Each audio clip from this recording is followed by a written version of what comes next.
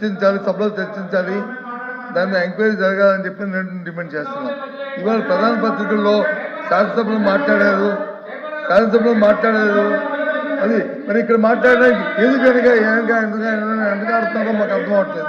ఎందుకంటే వెనకెందుకు వేస్తారో మాకు అర్థం అవట్లేదు. వాస్తవ విషయాలు అక్కడ చెప్పిన ఇక్కడ చెప్పొచ్చు కదా, చెప్పొచ్చు కదా.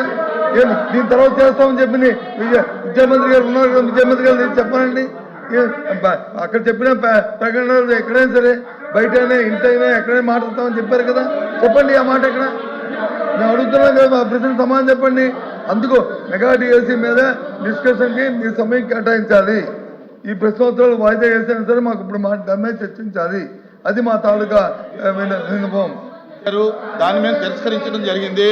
మీరు వేరే ఫార్మేట్లో రండి, లేదంటే మళ్ళీ ఒకసారి బీఎస్సీ పిలుస్తాను, బీఎస్సీలో మీరు డిసైడ్ చేసుకోండి.